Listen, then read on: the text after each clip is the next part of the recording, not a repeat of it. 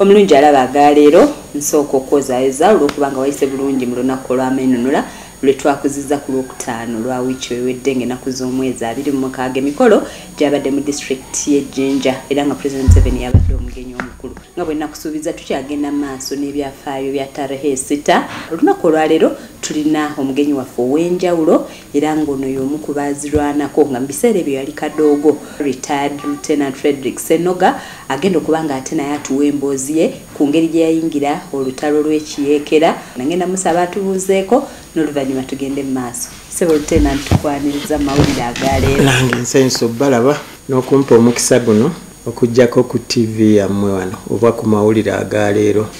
Erinnya lyange nze retired Lieutenant Senoga Frederick nga nzaalibwa Gomba mu Mpenja mu gombolola ya Mumyuka ku kaalo ke bayita Ndimulaba. Lieutenant ekituleese wano twagala okumanya kubanga gw'omu baali mu lutalo lwaleeta gavumenti eno mu buyinza. Twagala otuwulire ku mboozi yo ensonga eyakusikiriza ogendamu watandikirawa emboozi gye twagala abalabi baffe bamanye olunaku olwaleero. Ekisookera ddala nze nayingira essasi erisooka limaze okuvuga nayingira mu 1983 nga nyingirira mu bitundu owetera bukomera awo n'ogenda gye bayita mu ddwaniro lwali lukoola nga abantu tebabeerayo nga ekisingayo nsiko. Nga biseera ebyo wali wa myaka emeka? Bwe mba sigenze wala nnyo ndabika nali mu myaka nga 17 nga nyingira 18. Jjukira nti ffe twasomanga tuli bakulu. Mala okutuula ebibuuzo byange eby'ekyomusanvu 82 embeera egaana ng'olwaleero bwe tugamba nti embeera egaanye Museveni agaanye bino bigaanye gundi agaanye naye kuva dda nti embeera teyabeeranga yakayiringito. Abamu babeera bulungi abalala babeera bubi ne weesanga nti mwalingamu abaanyigirizibwanga. Embeera entwala mu kugenda mu kyalo yali misunderstanding oba butakwatagana na taata wange ne maama wange yaliyo mu maka ga taata nga nayinanga okugenda mayiro 4 neneetika enkota y'ettooka okugireeta empenja okugitunda nsobole okufuna ebitabo. Kyanzibuwaliramu nga ngenze mu bibiina ebyo ebya waggulu olugendo luwanvu ate mulina okusoma ekiro so nga weesanga nti mu mbeera efaananako bwetyo. Taata sigamba nti teyalina busobozi bundabirira oba bumpeerera naye bamaama balina embeera gye bateeka awaka n'ekyusa omutima gw'omusajja. So yembeera eyo gye natambuliramu naye sejjusa ate era nga mu biseera ebyo twali olwedde tutandise okulega ku mbeera ya gavumenti enkyamu kubanga nze bwe njijukira nalaba ku mulembe gwa Amini nali ntegeera bulungi. Obote one we yaviirako nali sitegeera bulungi naye nafunako obusitoole bwayo. Then Amini nali ntegeera era n'ebikolwa ebimu nkimanyi ne taata wange naye yabigenderamu nga tebakkiriza magendo naye taata yalinga agula emmwanyi ne tuzikola kase n'azikola kase kuba nali muto naye nga bakola kase ne bamutunda. Yali musuubuzi wa mmwanyi ku kyalo. So amagye ga Amini gajja ne gamukwata. I think it was police, yali police ya Amini yajja n'emukwata okuva ekibibi. Twayinanga abalyoolyomi n'olwaleero abantu boolaba nti babamu tebaagaliza bannaabwe so kuva ddanga gyebiri.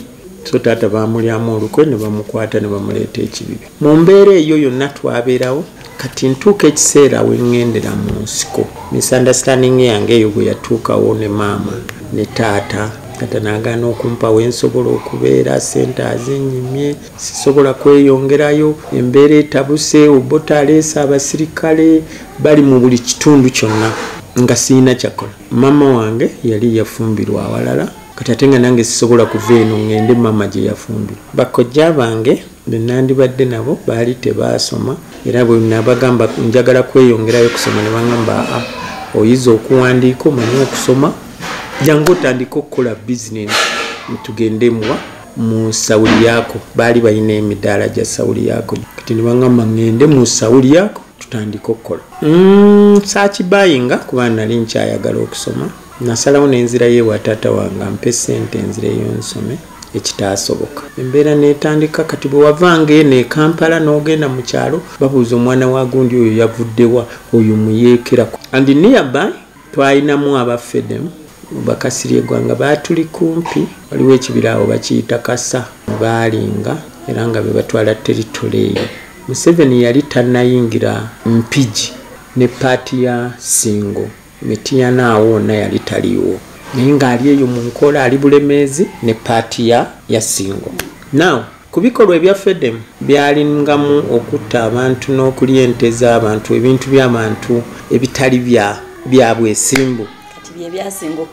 Kati nga ntunuulira n'aba gavumenti engeri gye batuyisaamu mangu biseera ebyo twalina aba special force nga be bali mu bitundu byaffe ku lw'embeera ebitundu bye twali tuyitamu byampaliriza okunoonya abayeekera abatuufu benyinza okuyingiramu naye ng'abano aba Museveni tubawulira bali wala bali Bulemeezi ne Musinga eyo mu nkoola kati ng'onoonya wa w'onooyita nga tolabawo. So taata wange bwe namuviira natambula olugendo okuva ewaffe Egomba n'engenda mpaka Ejjeza ku lw'Emityana waaliwo ekyuma ky'emmwanyi awo mu kkoona awo ng'okkirira katono.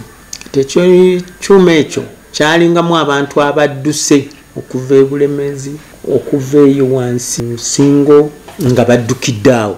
Kati mujjukira omuntu yatambulanga butambuzi n'akwata ebintu byonna atambula n'agenda wasobola okubudama entalo ezo zitawaanya abantu. Bwe ntuuka awo nasulawo the same day lwe nava ewaffe lwe natuuka Ejjeza neetabula mu bantu abo abadduse ne batandika okunyumya wa gye baayise baafubutukidde wa abaafubutuse ne bafubutuka sayidi z'ekakiri eyo wa. So natandika okupiikinga nga nnoonya wa wensobola okuyita nsobola okudda sayidi eri awo nabeerawo olunaku lumu the following day olunaku lwaddako nengenda okusamba omupiira n'akagugu kange akatono ngenda nsamba omupiira bwe mbuuza abaana benzannya nabo linekkubo liggukawa biki nempitamu kati ninawe natuuka nga nkooye nempamba ennyumba y'omuntu banga baali badduka nga tebalimu nenjiwamba nembiiramu mu nnyumba namalawo ennaku 3 nga ndya ffene ndya bikajjo